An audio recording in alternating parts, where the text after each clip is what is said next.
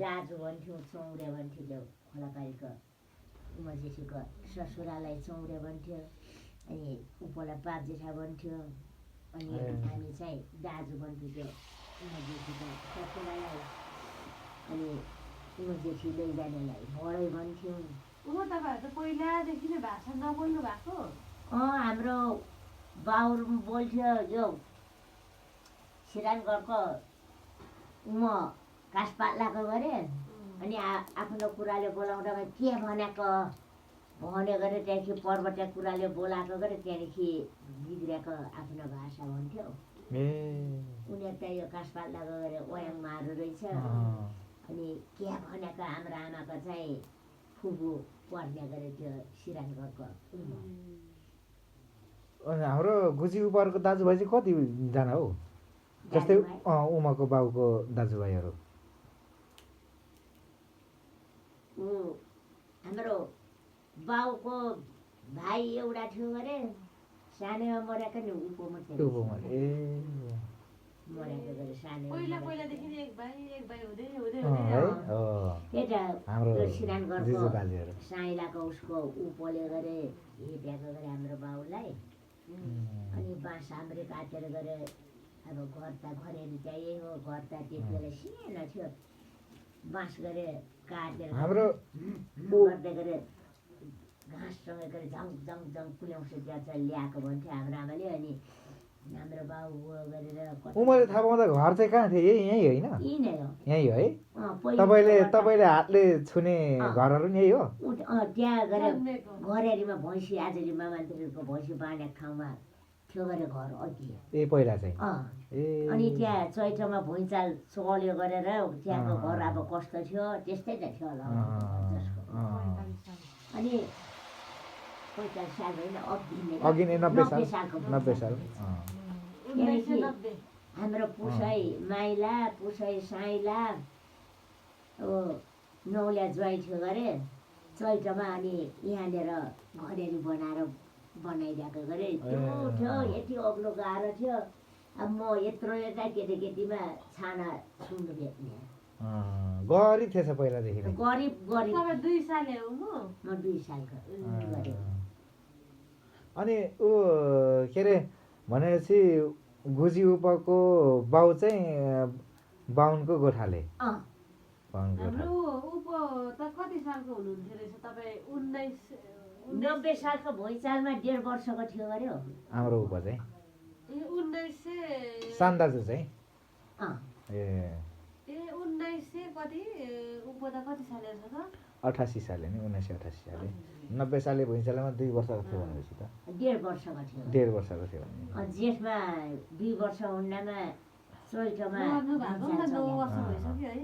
जेठकै थिएछ है हाम्रो उप पनि। जेठको हामी सबै जेठको गरे उमा माइली असारको गरे उमा साइली चैतको गरे नि जम्मै जेठकै जेठको। ए सबै जेठको म पनि जेठको। हामी बिहे गरेको 9 वर्ष भइसकेछ हौ। भयो होला 9 वर्ष हामी बिहे गर्दाखेरि गरेको 9 वर्षको गरेको। अनि एक बडो भेडाखोरमा त्यहाँको घाँस हाम्रो बाउले काटिँदै थियो गरे। अनि गर्नु गरे थिए सिरानगढको उमा साइली गरे क्या पो हौ नानी भन्नु गरे। अनि खोइ छिम्छा क्या पो हौ भन्नु गरे त्यो भुइँचालो नठपाएर बाघ पनि गरे जिब्रो निकालेर हल्लिँदै उकालो लाग्यो अरे भेडाखोरमा बाघ कहाँ थियो पनि त्यो भुइँचाल चलेपछि बाघ पनि गरे ज्ञान बिनोर गरे जिब्रो निकालेर गरे हल्लिँदै कति ठुलो भुइँचाल ठुलो गरे 90 सालको भुइँचाल। अनि हाम्रो बाउ घाँस बाख्राले क्याको झारिदिने थियो गरे फ्याउ रुखबाट फलाने गरे। त्यहाँदेखि नाति बजीलाई मार्यो होला भनेर आउँदा त गरे उप गरे अँगनमा गएर आइन्द्रडा चढा भन्दै गरे बाङ्गो गर्दै हल्लिरहेको गरे अँगनमा आइन्द्रडा चढा भन्दै गरे भर्खर मुख फोन ढालेको नि भर्खर बोल्नु थालेको के भनेको बोलेको होला आइन्द्रडा चढा भन्नु गरे बाङ्गो चढ गर्दै डुली हिँड्दै रहेछ। त्यहाँदेखि त्यो ढुङ्गाहरू माथिबाट कहाँबाट झरेको त्यो भेडाखोरको ढुङ्गाहरू जम्मै भुइँचालो हल्लाएर झरेर तपाईँको बाउ त झन् कति सालको हो 25 सालको हो त्यो त्यो त थाहा भएन नि त। 19 सालतिर भयो। त्यति बोल्थेन रे गुजी उपा त। रिसा थियो रिसा रिस उठ्यो त्यही रिस्ता अहिलेसम्म भने कालेले चाहिँ गाई कुट्थ्यो उमसँग रिस्यो भने गाईलाई गर्दै कुट्थ्यो ड्याम कि ड्याम कुट्थ्यो आमा। कालेलाई सरेछ त्यो ठ्याक्कै थियो नाति रिस उठेर गाईलाई कुट्ने। गाईलाई कुट्ने त्यो गाई उमको दाइजे गाईहरू रहेछ कोही दाने कोही दाइजे गाईहरू रहेछ नि गाईलाई गर्दै कुट्थ्यो अब हाम्रो उप पनि त नि के अरे गाईले दुःख दियो भने गजगोरुलाई नि खुकुरले हानेको छ्याम्मा यस्तो त्यस्तो सुँगुर काटेर एकपल्ट डडाल्न खम्मै तिलामा सुँगुर काटेर खुकुरले हानेको खुकुरले थाहा पाउँछु त म।